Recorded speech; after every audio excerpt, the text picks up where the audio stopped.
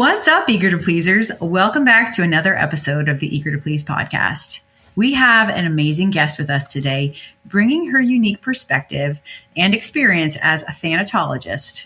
Happy to introduce Karen Omand, a grief counselor and educator based out of Oakville, Ontario. Karen, welcome to the show. I'm so glad that we're having this conversation because I feel that it's one so many people are quietly living through. Thank you, Natalie, for having me on. And I agree everything you said about people pleasing is a big thing.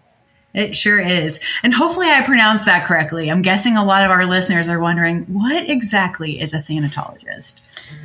So a thanatologist is a rare breed, actually. I actually got the degree while at the end of my marriage. So I was working on it, and it's a 4-year program. I think it's one of the only ones in North America. There might be one in the States, but yeah, so everything we study is grief related. So my lenses is always through grief, non-death losses, death loss. It's interdisciplinary in nature, this degree, but it is, it is rare, but it is needed. And I think for a long time, our society hasn't really dealt with grief well. Agreed. Well, you are the perfect expert then to be talking about this. So I actually, if you don't mind, would love to have you start by sharing a little bit about yourself and how you actually became a thanatologist. So just like all of us, the story, it's weird how you get to the place you're going to get to, right? But both my parents died suddenly in my 30s. I had 2 little girls. My dad died of a sudden heart attack. And then 2.5 years later, my mom died of brain cancer within 3 weeks. Oh my gosh. And I was very close with my mother. If you can say best friends, that's what we were. Oh. And so I spiraled for a long time, and my ex not knowing what to do or how to do it. I was young. I had 2 kids, right? And so after kind of figuring it out, and I went to I found a support group finally, and I went to a psychologist, and I said to the psychologist, I'm grieving my mother, and she wanted to go into my childhood. And I said, that's not what I want. So over time, I got kind of pulled toward working in the palliative and working in the bereavement field. And then I decided to get the degree. But then it changed into, it's morphed into still working with death loss survivors, as well as the divorce world, because I was starting to get people coming to me talking about the grief of the death of the relationship. So that's when I started Divorce Workshop, and that's when everything's just kind of gone from there. Mm-hmm. That's so interesting. And I'm very sorry to hear that about your parents. I know that's hard. Like you, though, when I think of people pleasing, the word grief certainly does not come to mind. So as we're talking through that today, would you mind sharing a little bit about where grief associated with people pleasing comes from, or at least what you've seen? Well, in my own, like if I'm going to just be honest, in my own is my loss of identity. Mm-hmm. When you people please or fawn, you don't really and never can be who you are. Yeah. But I didn't really know this until my divorce, right? Until I started working on myself, getting through this degree, going, what have I really lost here? And what I really lost is my time, but also I lost myself. Mm-hmm. So that was a big, and no one talks about it like that, right? Especially because mine was, in my marriage, an antagonistic type of marriage, right? It was not a healthy marriage. It was toxic. It was abusive. So I come from it with that lens, and the grief that I gave up so much of myself. Mm-hmm. There's a huge grief component from there, right? So that's one component of the grief aspect there, right? And I didn't really understand that until later, if that answers some of your question. Yeah. What are some of the signs of grief that people should be aware of in order to kind of put that in perspective? Because obviously you're aware of it now. Well, there's like in basic grief alone, if we want to just talk about general grief, which everybody, all of us are going to go through it. We can't escape grief, right? But there's like 6. So biological, physiological, right? So headaches, upset stomach, digestion issues, physiological. You could even, sweating, anything biologically, right? Like a lot of times you can get sick, right? Because grief is a stress response, right? So then there's cognitively, and this happens for a lot of people, even in divorce. They're cognitively not very strong because we're in our fear fight center when we're under stress. And that's kind of the people pleaser fawner people are as well. So cognitively, our prefrontal cortex, we can be a bit offline. We can have brain fog. We can be a bit crazy thinking. You're not. There's also social. So socially, things shift in when you're grieving, as a lot of people get isolated, right? We isolate, we don't talk to people. Well, that's a grief component as well. There's, so I did cognitive, behavioral, social. Behavioral is one as well. As we said, it's kind of connected with socially, but behaviorally, we change our behaviors a bit when we're going through grief.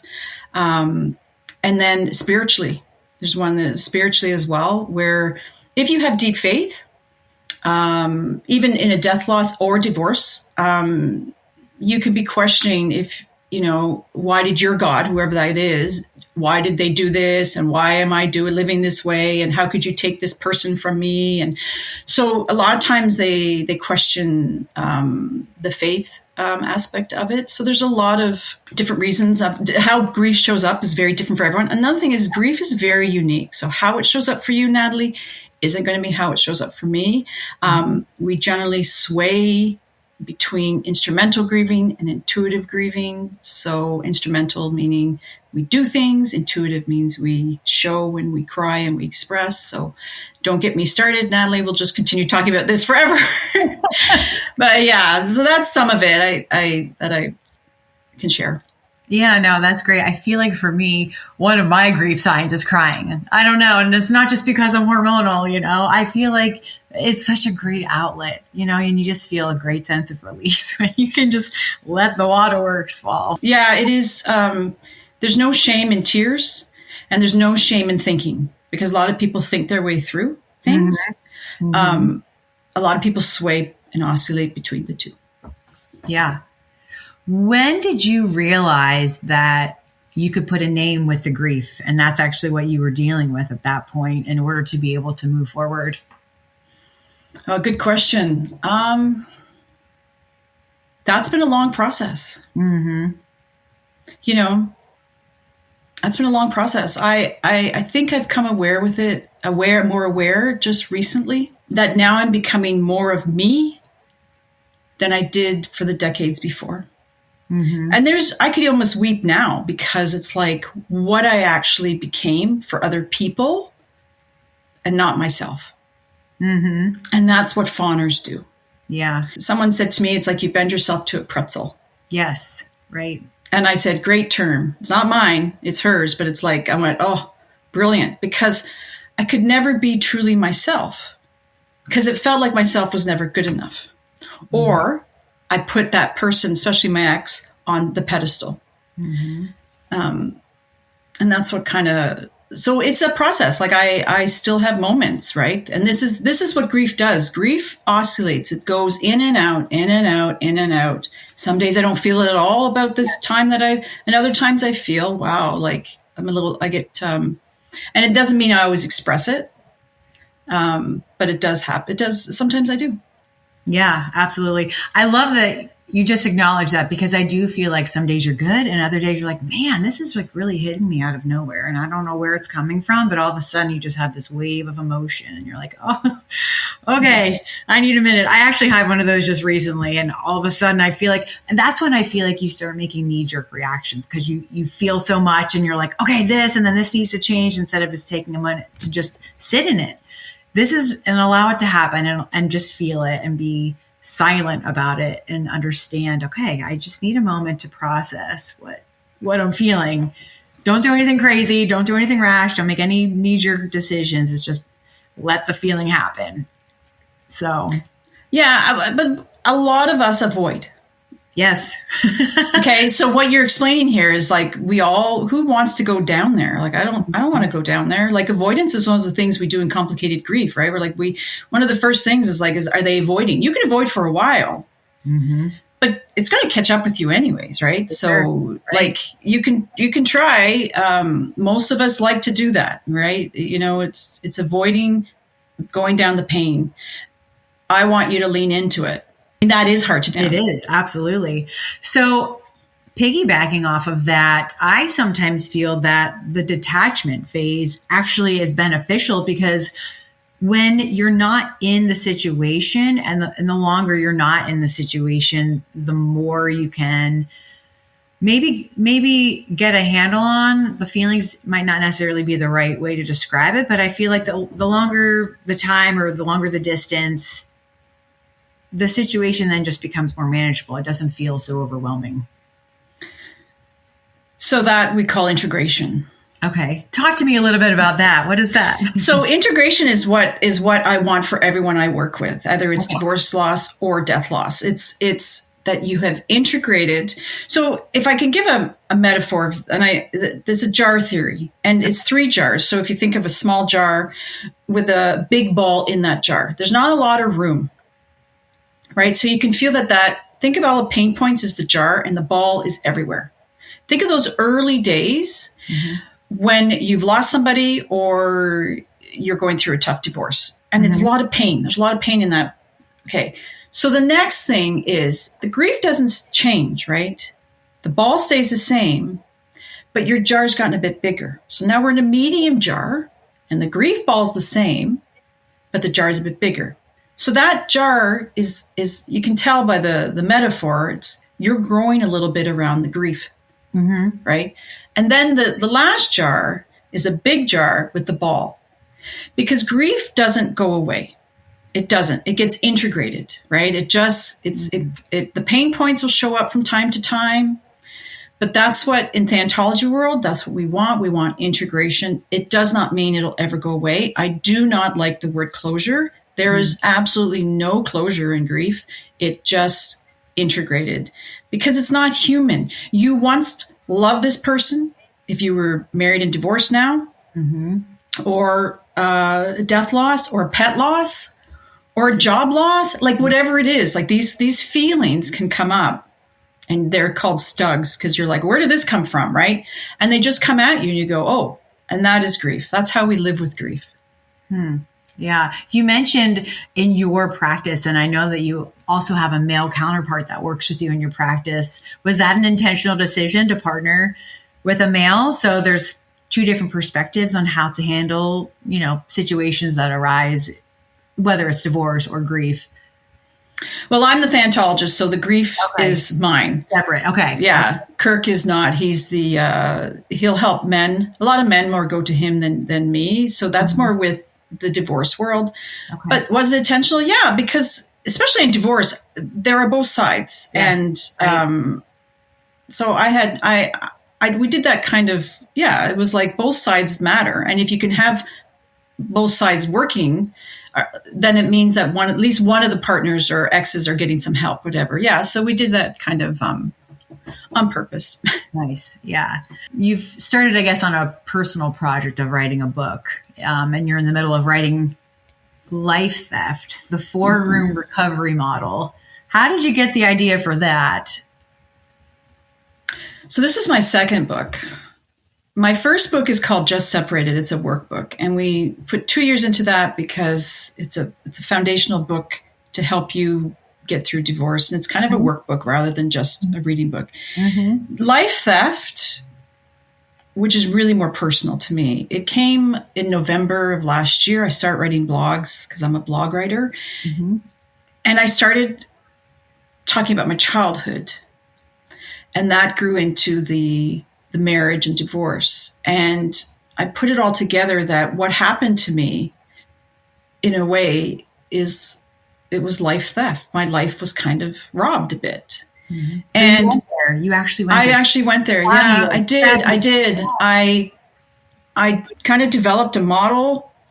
It's called the 4 rooms. So it's the ghost room, which is kind of that trauma room where when you're dealing with To be really open, my father was an alcoholic, and my stepmother was, and they were very antagonistic. And I grew up as the escape artist, the one that was abused.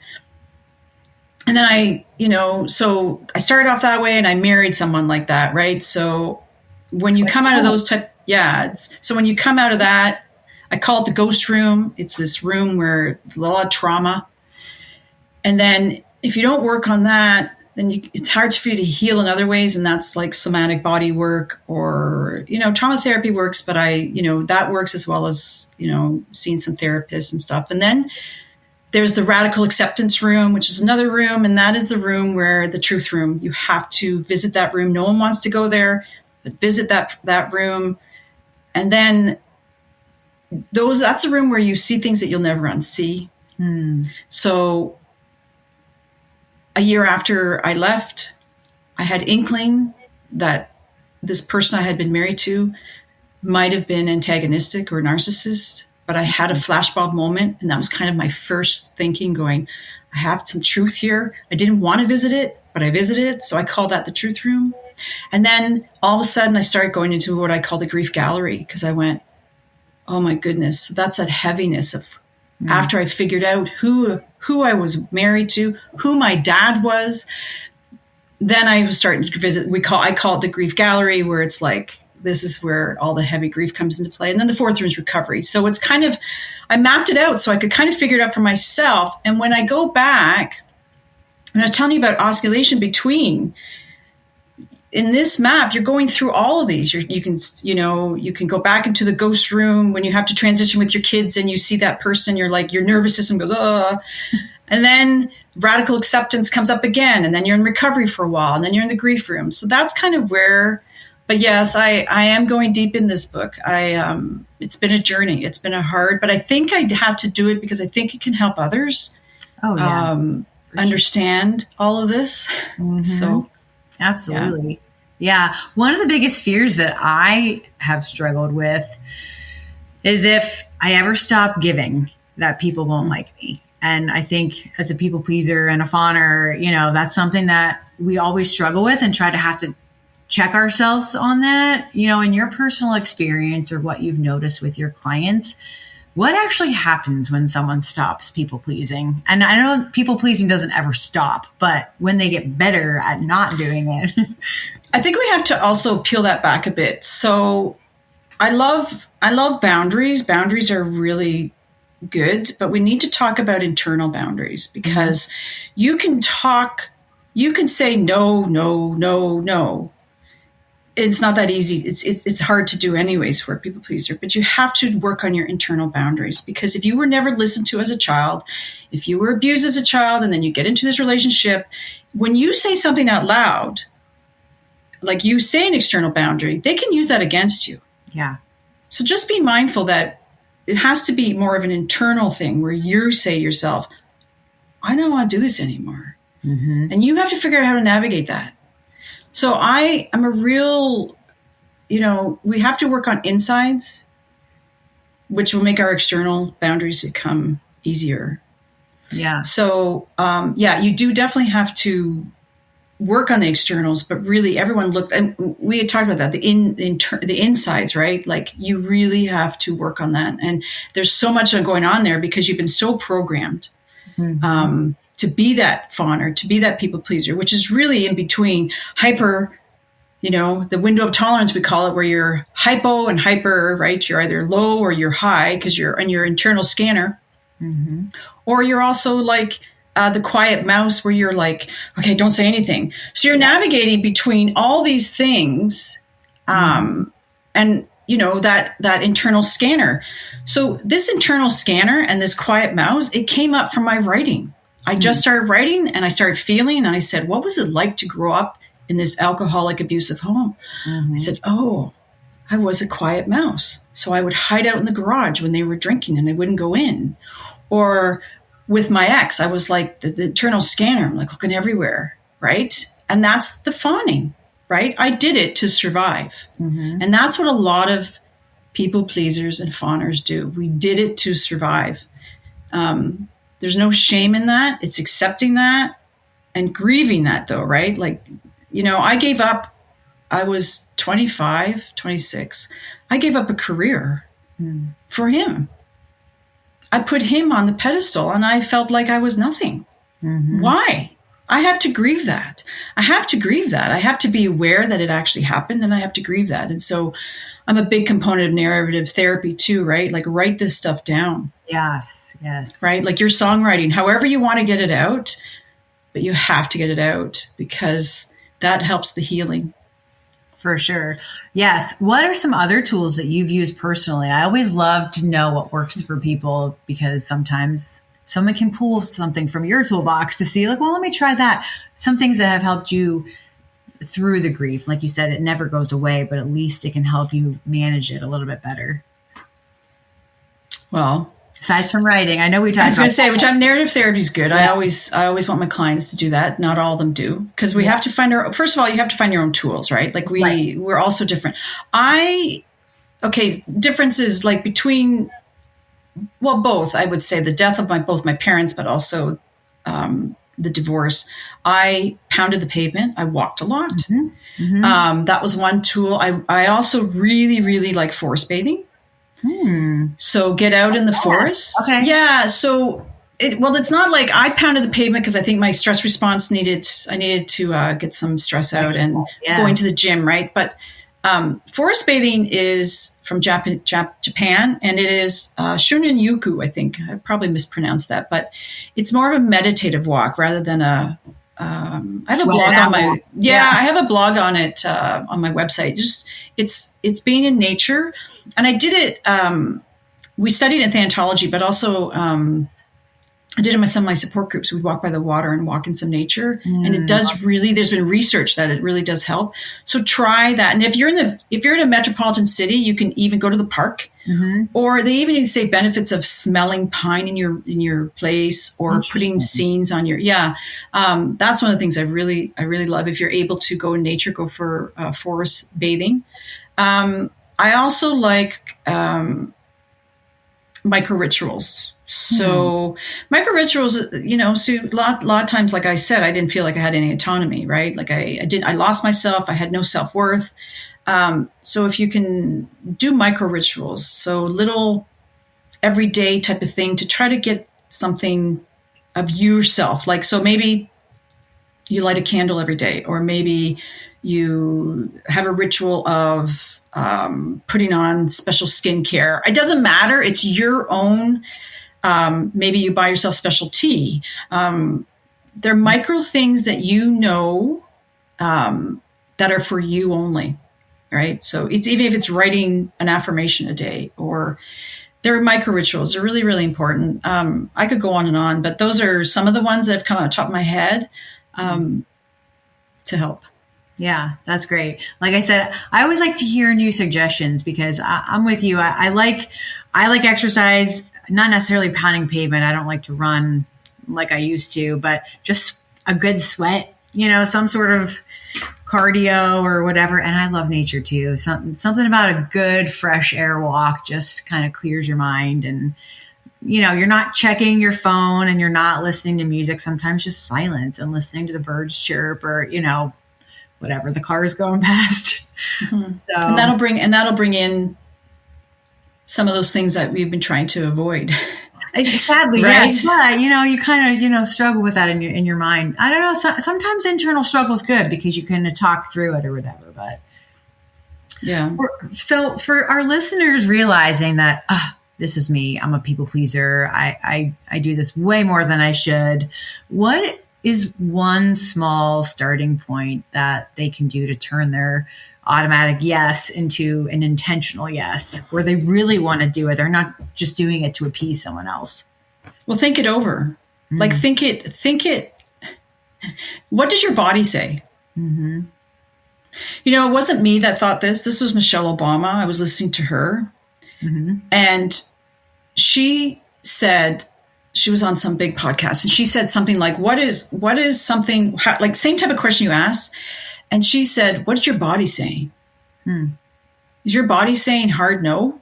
Because in our head, we'll fight it, right? Oh, no, okay. But what's your body saying? Like, you're getting like, ugh. Like, is your whole self saying no? right? Listen to it. We tend to just like go to our heads and go, okay, oh, okay. But if you're really like, listen to your gut, right? Listen to that gut and going, yeah, no, I don't, it doesn't feel good, right? Like these are bigger decisions, obviously, I know, than just saying, hey, let's go get a coffee. And if you don't want to, but if your whole self is saying no, a lot of people I find we don't listen to our bodies enough. And I think, with the fawners especially, a lot of us have chronic issues, right? Like I have chronic digestive issues, always have sensitive things. I get headaches because we're so in that cortisol level spikes and stuff like that. So I think we have to just listen to our bodies more. So that's what it means. Like, so don't say anything right away. Just say, can I have a couple minutes to think about it? Yeah. And then, or I need an hour, or can I tell you tomorrow? And you'll fight with it. For sure. People pleasers, we fight, but that's one tip I would say. Why do you think it's so hard for people pleasers to recognize when they are people pleasing? That they're in this constant cycle of I need your approval or I need to say yes to this. Because I think we were programmed. Like if I think of my childhood, I think I had to stay quiet as a mouse. I think I had to neurobiologically just set up that way, right? My attachment systems were set up. It was not a healthy house. When I walked in, I got nervous. So I didn't like confrontation. So we would feel as people pleasers, well, if I confront and say no, I'm going to get attacked, or I'm going to get scolded, or you're not behaving well. Because in society, especially for women, there are men that people please as well. But for women, it was like, you stay quiet. You just stay quiet. You're a good girl. Be happy. Be a good girl. Sit on the couch. Be quiet. I don't know about you, but that's how it was, right? And so girls are supposed to be good. Be a good girl. And if you express anger, what happens when a woman expresses anger or she becomes more domineering? What's she called, Natalie? Are we allowed to say that on this podcast? Yeah, we are. You're a bitch, or you're exactly. You're too aggressive, like, or you've got your period or something, right? Exactly. Oh man, I can't tell you how many times I've heard that. Yeah, right. Where a man does it, they're like, "Oh, that's strong boy, strong man." If the woman says it, like, you're off. So we were never raised. So that's just in general. Then if you come from a traumatic family or an abusive type of family, and then you marry that, like you're just so wired for that. And so it takes a lot of work. It takes, as we talked about, awareness that you actually is a huge step. Yes. But another thing is we've talked about too, community, how important community is, because I think a lot of us, it's a recovery. Yeah. Right. It's like we're recovering people pleasers, and recovery means we still do it. We just know that we're trying not to do it as much. Right. So I think a support system. Yeah. I think a good solid community that can help, which is not always easy to find. Yeah, that's so true. So true. I want to take a step back a second because you touched on this and I find it so fascinating. Obviously, it's completely coincidental that you have daughters. I have daughters. We are both women who struggle with people pleasing. And honestly, I do see these tendencies in my own kids. And I am trying my hardest to course correct now when they're young so they're not ending up in the same position that I ended up being in. So let's talk about that for a minute. And do you notice now that you're hyper aware now of the situation that you're in, or, I hate to put labels on us, but it is what it is. Calling a spade, people pleasing, fawning, whatever. Do you notice, and I know your kids are a little bit older than mine, how you parent them? Is it a little bit different? Or do you try to guide them and coach them a different way when they come to you with questions? Let's talk about that a little bit to see what that looks like. Because I'm so more aware of it. Yeah. We talk about it. We even actually have a joke. And my oldest is not quite the same people pleaser, and I'm so happy. Yeah. She's kinda, but not to this. So the three of us, so my partner Kirk and my youngest and myself, we will have the people pleaser support group. Nice. Because we all know that we all do it. And I think, I I'm pretty liberal with it. I'll talk about it with, especially my youngest. My oldest knows about it. And you have to talk about it. I mean, my kids are a bit older. They're 20 and 22. But I see, just like you, I see the symptoms, or I don't know if you call them symptoms. I see the patterns. Right. Yep. They have a hard time saying no. And I know it's because she probably saw me fawning with her father, and that was her survival with him as well. Right. And it's part of her pathways. But I say to her, and just like you probably with your daughters, awareness now will save you a lot of pain and heartache. Pain. Yes, absolutely. Doesn't mean they're not, it's not going to be challenged, because they're going to lean that way. But if you and I knew at this age, at their age, it would have saved us a lot, like you said, a lot of pain. Yes, exactly. Yeah, I was just curious because I feel like these years are crucial for setting them up for success. Now, that's not to say they don't need to take some lumps and bumps and figure things out on their own, because that's part of growing and becoming an adult. But anything that we can do to, spare them some of this stuff, you just want to spare their hearts, I guess. Well, you want them, my girls there's been a change with women in the past decade or two decades. I don't know. I mean, that's not my field, but their wants aren't the same anymore. Like, they want their careers. Yeah. They want to be very independent. Yes. There isn't really talk within both of their groups about having lots of kids. That's not, I don't know where it's going, but it seems to be a trend. And I've heard other podcasters talk about this. Like, they are wanting to be very independent. They, as my mom would say, like, she got divorced early in her life, and she's like, I don't want to pick up any man's socks anymore. Oh my goodness. I know. Right? Someone else just said that. I had a guest on a podcast and they said the same thing. I don't know if you know Una Metz. She just wrote the book Unhitched. She said the same thing. The reason why either A, young women are not getting married, or B, women who have been divorced once are not getting remarried, it's because they don't want to pick up someone else's boxers on the floor. Yeah. They don't want another child, That's because they've already raised it, right? Yes. They're already raising them or raised them. And, luckily for me, Kirk's great. He picks up his socks and he helps out, right? But I'm going to tell you something. When we first got together, I was seeing a therapist, and he's a people pleaser as well. And I went to the therapist, Natalie, and I said, I have guilt. He's people pleasing too much. Me, like, he's giving too much to me. And she's like, take it. I'm like, no. People pleasers can't take it. Like, I couldn't take it. And she goes, yeah, you have to, because that's part of his love language, right? And I'm like, no way. But I'm telling you, that's the honest truth. I felt guilt for taking from him, because I had been so used to so many years just giving. Yeah, it was really interesting. That is interesting. Yeah, well, funny that you mentioned that. Even just accepting either a compliment or someone else taking turns buying your coffee this time, or, whatever it is. I don't know. As a people pleaser, I feel like I'm always the one being the one to give out. So I totally relate to that, Karen, but I hope you've been able to accept it, as you're getting more comfortable with yourself and your relationship, that's what should be happening. You want to feel secure in that. Well, another thing that came up that I thought of just right now is that for a lot of fawners and people pleasers, we build up a lot of resentment. Right? It comes out as, I'm so tired. I've got compassion fatigue. I can't give, especially to takers, on the spectrum, right? Antagonistic type of personalities who just keep taking and taking and taking. And then that resentment keeps building. And by the time I left, I didn't care at all anymore.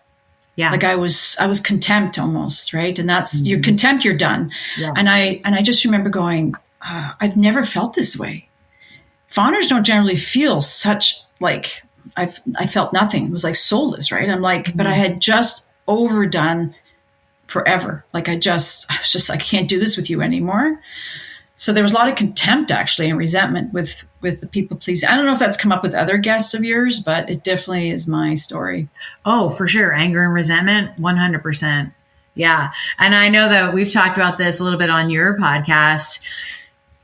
You don't realize that it's happening, but it builds over time, because at first you accept the role that you've agreed to step into. And then for me, what changed is that my partner, my ex, was not getting to where he felt he needed to be after all this time that we had already put into developing his career and getting him to where he needed to be. And so it was kind of like, was this all a waste? Did I just give up myself entirely for you not feeling like you're where you need to be? And then you're miserable when you come home. And it was just like this vicious cycle of mess, So for sure, I do feel like resentment has played a part in my story as well.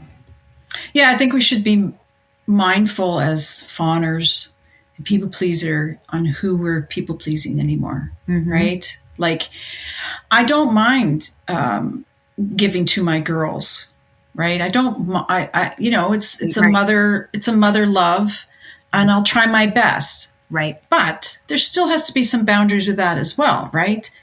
Like, I had my youngest, we go to the gym together. She came up and she said, "Can you hold my jacket? I'm on one of the weight machines." And I went, "Absolutely not." Good for you. like, she's like, "Hmm." And she's like, "Oh, you want me to put it in the locker?" And I'm like, "Yeah, it's your sweater." Like, you know what I mean? So that's just an example of how I think probably 10 years ago, Natalie, I would have said, "Okay." Right. And just this little, macro moment where I'm like, no, you can go put it back in the locker. Yeah. I'm not going to carry it around, this heavy, fluffy thing while I'm doing weights. Right. Yeah. So that's just something that, so I don't mind doing that for my kids with, boundaries, but even with my partner, right? Like, we give, but there's not a boundary there too. Like, you have to, so just be mindful where you're expelling your energy, right? Because it is, the thing about fawning is it's a lot of energy, right? We talked about internal scanner, right? Like, you're that walking on eggshell, that's a lot of energy, right? It's exhausting, right? Exactly. So just be mindful. Karen, we have talked about so many good things today, and I'm very grateful that you were joining us on the podcast. Before I let you go, is there anything else that we haven't talked about that you wanted to mention for our fellow people pleasers and fawners listening? Well, the first thing that came out is know that you're not alone. There's so many of us out there. It's kind of like this people pleasing is kind of becoming like a big thing. Like, it's starting to grow some momentum, and I think we need to change that. Like, we need to. Like, I'm glad you're doing your podcasts, and I'm glad it's getting out there more, because we need to change this, right? Like, we talked about how we don't want our kids to be this way, right? Well, the ones that are listening, we don't want you to be this way. And there is a grief component here that needs to be addressed, right? Like, whatever you sacrificed, whatever you overgave, internally, think about it, write it out, however you want to. It's important. It's important that that you understand that what you gave all these years, yes, it was maybe beautiful in some ways, but it was a lot on you. So express it, get it out, lean into it, as I say in the grief world. Yes, absolutely. So where can people find you, Karen?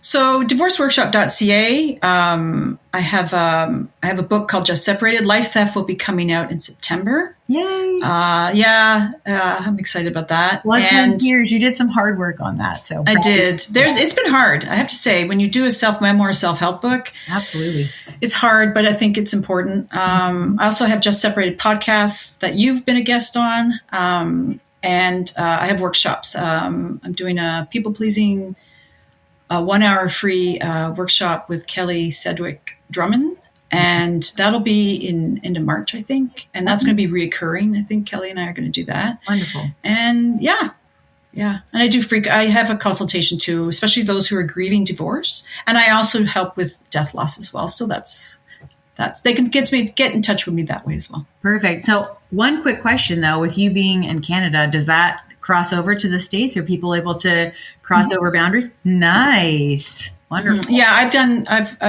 I've worked with States as well as in Europe. Okay. Amazing. Yeah. Very cool. Well, thanks again, Karen, for being here. It's been great having you as a guest. It's an honor to be here, Natalie. Thank you. Keep up the good work. You as well. Why